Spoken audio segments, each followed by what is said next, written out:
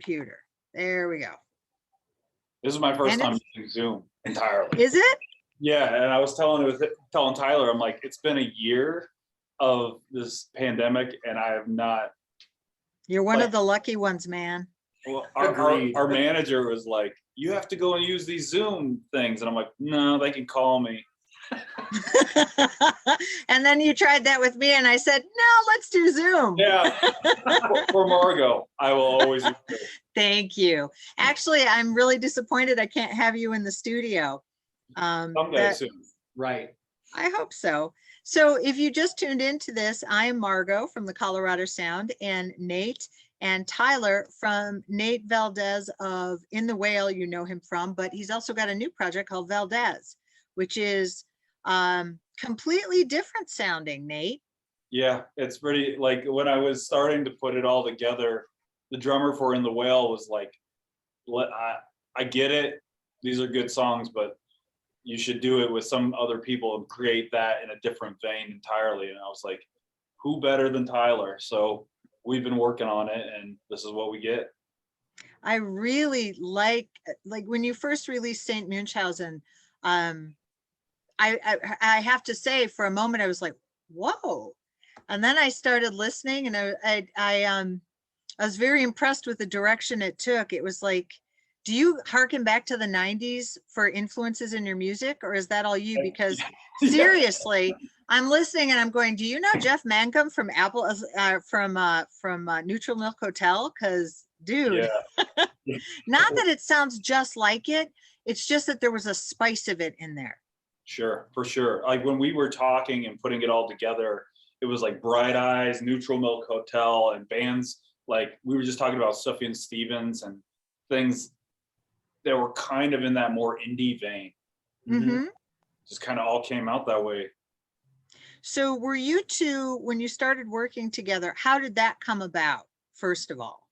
How did you and Tyler get together musically? I think the first thing was the first incantation of Valdez had a good friend of ours, Stefan Runstrom from the band Tickle Me Pink.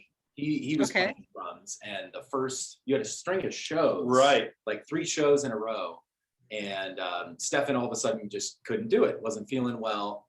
So I was like, dude, don't cancel the shows. I'll step up and learn the stuff in 3 days. Right. Play, no big deal, Nice of you. Yeah, so I did that, and then after a while, it just ended up becoming the sound of that version of Valdez kind of changed into this version that we're talking about now. Right. And when the pandemic kind of happened, Nate hit me up and said, hey, I got this batch of songs and I want to work on them and get them done in this kind of vein and this kind of thing. And I drum and do audio production, so it kind of works. He recorded all the drums in his living room, and I recorded in a garage. That's right. And we put it together. You can't tell. That's right. That's good. That's awesome. So my question is, like on St. Munchausen and even Orbit, which we're also playing on the Colorado Sound, what other instruments do you use, or were those sounds that you created? Because it sounds like you're using a flugelhorn at one point. You probably aren't, but that's what it sounds like. Right. So I have a problem with picking up little Casio keyboards and stuff I find at yard sales. And I wish I could show you, because we're in my house, but in my garage, I have like 25 little Casio keyboards with different power supplies. And do you know what an omnichord is? I've heard of it, but not enough to be conversant. It's a lovely, weird machine that does you can do full chords, and it's like you push one button and it makes that kind of an organ sound, right? Mm-hmm. Oh, is that what you were using then to get that sound? An omnichord is probably the backbone of most of these songs. Totally. Yeah. I love the way it sounds. Cool. Yeah. Thank you. It's cool. It's just a toy. Yeah, it's a toy that has really cool stuff, So when you were singing, when you're putting together songs and you actually went in the garage and you started singing them, did you feel like you were releasing a part of you musically that had been pent up for a while? Because Yeah. In the Whale sounds nothing like what you're doing, which is good. I mean, because Right. you have two different kinds of skill sets. But Right. was it something you'd been dying to get out?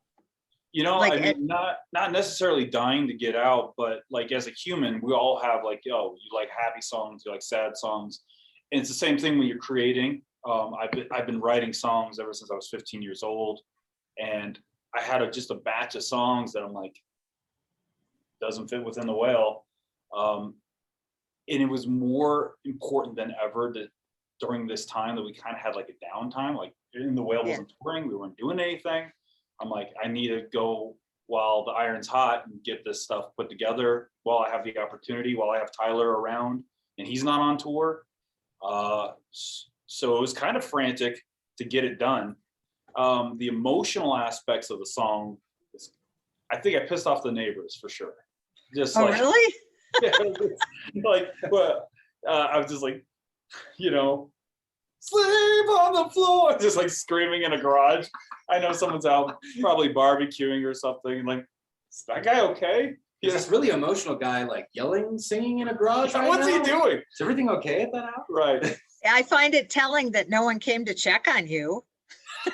Yeah. Yeah. That's not cool, man. Used to live in Globeville. I think they had more important things to deal with. Right. Oh, okay. So, Yeah, like all right. backyard show, sketchy biz, or like artists living in the neighborhood.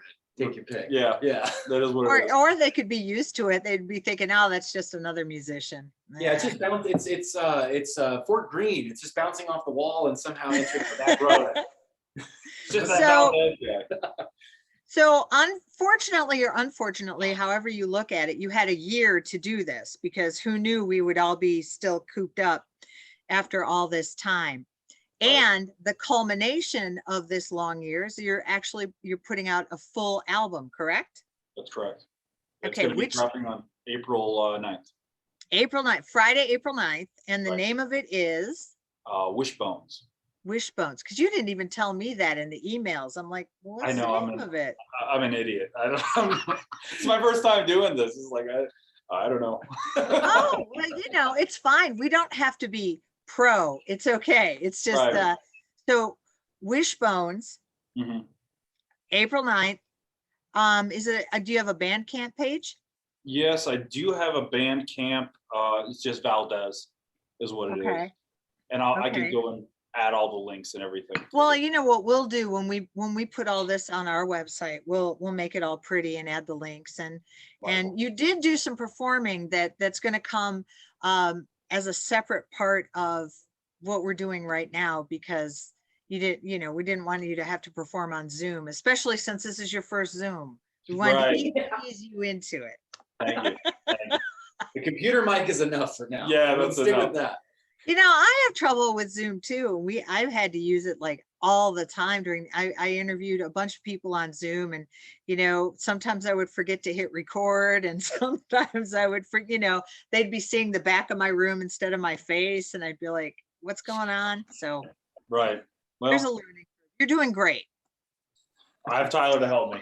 Like I had to literally download this like as I do procrastinated. And I'm like, oh no, it doesn't even work. So, And then Margot was late, stuck in a meeting. Oh, well.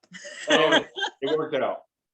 Okay, so we're playing St. Munchausen and we're playing Orbit, and those sound really, really good. Now, what are the plans for the rest of Wishbone? Are you going to, obviously you can't tour behind it right now, and I know that In the Whale already have some dates announced that the Colorado Sound is presenting. But what is the plan to get the word out there for the album? Are you taking it day by day because of the situation we find ourselves in? I think that's smart to just take it day by day, especially with all the members of like the safety aspect and just waiting. I think if you're going to do it, you got to do it the right way, where you have the full band. So just wait until everyone is, vaccinated and up to speed, and then we'll be able to start doing some shows. I think that'd be You've great. been vaccinated yet? I haven't, but Eric has. He is. I Yes. have. I had Didn't- my first shot. Oh, really? Nice. Yeah, I get my second one in April. Awesome. Cool. Very Yeah. nice. Yeah, I was kind of mad too, because I'm like, I'm of a certain age and I do have asthma, and I'm like, I can't get a shot. This isn't fair. And then Right. yeah, then I got a time, so it was cool, and my temper tantrum was over. Wonderful. Mhm. Vaccine envy was real for sure. Yeah, there were some people. Oh yeah. I know. So with the new album, and what I wanted to ask you is, like, I don't have trouble separating like the radio Margot from the Margot in real life, Hmm. which my husband will tell you is a lot crabbier than radio Margot. Um, Love it. when you have two different kinds of musical projects that are going on, do you find that a weird place to inhabit, or is it natural to you? The same way turning on a microphone and being Margot is natural to me. Right. I think it's pretty natural at this point for me. I mean, even Tyler, he plays in punk bands and then does this project, and it's kind of like it's just a part of you, right? So it's like Mhm. if it's that easy for you to have that, then switching back and forth between those mindsets, it's pretty easy. Yeah. Okay. It's really just like authenticity. There's really one setting. There's two settings. There's on authenticity or off. Yeah, that's true. So, yeah. So Tyler, since I am not familiar with the music that you have done, give me a little background on you so our listeners can get to know you better too. Oh man. So, well, yeah, I Put you grew on up. the spot. Yeah, I'm a Colorado guy. I played in bands growing up here, punk bands, all kinds of stuff. Lived in LA for 7 years. I play with this guy Rob Crow from the band Pinback out of San Diego. I play in his From metal. Pinback? Yeah, Oh, wow. All right. yeah. I have like a good circle of California friends kind of in that whole genre that I work with on and off. And then I live in Denver now, and I do, like I said, audio production. So these days I play in less bands, and I'm doing more like mixing and mastering stuff. So lately, releases that came out, I mastered the new Wheelchair Sports Camp single. Cool. I mastered their record. Right. You did the whale stuff. Yeah, I mastered a new Rubedo EP that's coming out, mastered for Retrofet, Rare Birds, tons of Denver artists, and then like a lot of people nationally as well. So that's most of my involvement in the music scene. He's everywhere. And I'm everywhere. Yeah. In a lot of different capacities too. Right. That's cool, because no one could ever pin you down, like, because you do so much stuff. So you mixed the new album. You mixed Wishbones. I did, yes, mixed and mastered. Yep. Right. Very cool. Bass on some parts. He did also the drums. It's like it was kind of a really fun project to. It's kind of like the Postal Service. You remember how they used to just send everything? It was back and forth through the mail. Right. Mm-hmm. Right. Mm-hmm. So we basically did a Postal Service deal with the pandemic. Like we never saw each other. We just replied through email, and he would send some ideas. I'm like, that's awesome. That's kind of cool though. Yeah. And a lot of music in the last year got done that way. So it's and some musicians found it really off-putting because they needed the whole tactile, in the same room kind of feeling. But it's cool that you were able to put it together, because you seem like you're pretty simpatico in real life anyway. So probably just moving that stuff to email didn't really take away from the creativity. No, Totally. not at all. I mean, he's an easy guy to talk to and like work things through, and he has a lot of great ideas. So was the music for the album Wishbones, Nate, was that done? I know you said you were working on it through the year, but were some of those songs written well before the pandemic started? Yes. So there was 3 songs. Like when the pandemic started, I have an old tape recorder that I had some like demo songs on, and I was listening back through stuff and just kind of. I'm a hoarder for, like, if you can see behind me, I have posters and like band. I get ya. Yeah, I have so many. I've got books and books of posters and like old demos and weird Casio keyboards and stupid things like that. Omnichords. Omnichords, that's right. And I was listening through some stuff, and there's 3 songs I found on there. I'm like, this week I can make a full record out of that. And so they're the songs Found Song 1, Found Song 2, and then Old Chair are the 3 songs on the record that we built a whole album around. And it's kind of a story from the beginning when you know, from St. Munchausen to the very end. It's all kind of. So when I listen to the album, I'm listening for a story. Yes, there should be a story from the top to the bottom, starting out Okay. where you're working with people that maybe have your best interest, that say they have your best interest, that don't, and then ending with somebody. Been there. And then, yeah, ending with the loss of a family member.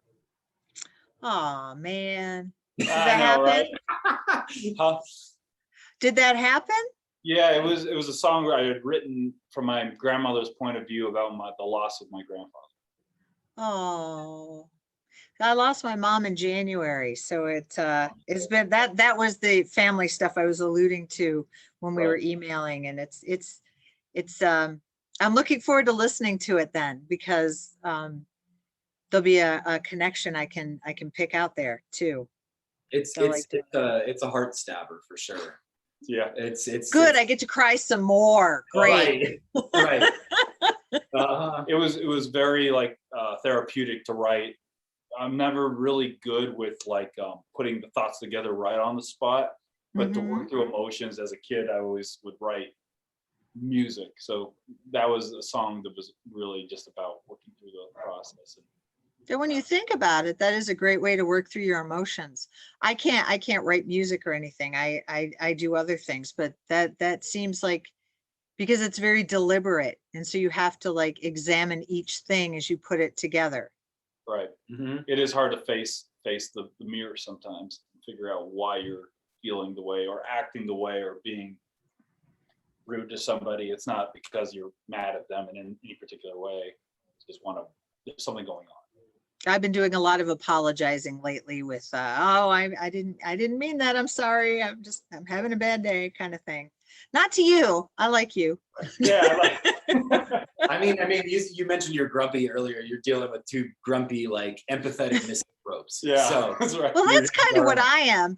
My parents always thought it was funny I went into radio. They're like, you're not very friendly. You don't like people very much. What are you doing going That's a into perfect radio? place. you're like, Honestly. I can move an interview along like you wouldn't believe. Yeah. Yeah, well, I've been doing this a very long time. So, That's but awesome. what I'm really looking forward to is the day that I can have you guys in studio, because even if your project, even if the Valdez Wishbones album is not brand new or has been out for 6 months or longer, I still want to have you come in and talk about it, because I find I've been very intrigued. There's a lot of music that's come out of Denver, and this is not taking away from any other Colorado musicians, but I've been very intrigued with your music from when you first sent me St. Munchausen. Wonderful. Yeah, we would love to. Yeah, absolutely. When everything's cool, we would love to come on in. Yes, and I promise I won't get stuck in a meeting and be late. Even if you are, it's fine. We'll be there. We'll be there. Well, that would be a little different, since I'm on the air and there'd be dead air and you'd have to take over as the DJ out. We can do that. Yeah, that's fine. We want to talk about some weird records and some weird stuff. We can do it. That's right. Well, if there is anything else, so what I'm going to do is this, and it's fine to show everybody what's going to happen if this doesn't get edited out. We're going to put this on a web post along with the songs that you sent. Now, about the songs you sent that will go along with this post, when did you record those? Oh man, so Silo Sound in Denver, Silo Studios in Denver? Know of. Okay, so we were lucky enough to get in there and we recorded a bunch of songs for Valdez before everything kind of went really, I guess, bad. And they're the live songs, so he mixed them and mastered them, got them all squared away, and that's what we got going. Well, cool. So I will put this together with that, and then we'll also make sure your links are on there for your Bandcamp and all that stuff, so that on April 9th, people can download all the tracks to Wishbones, the full album. I think they should, because it's a full story and you don't want to miss out on pieces of the story, right? Correct. That's right. Okay. Nate and Tyler, first of all, it was a pleasure to meet you. And Nate, it was wonderful to talk to you again. Yes. Good to see you. And I'm looking forward to doing it in person very soon. Absolutely. Thank you for having us. Thank you. Sure. All right. Going to stop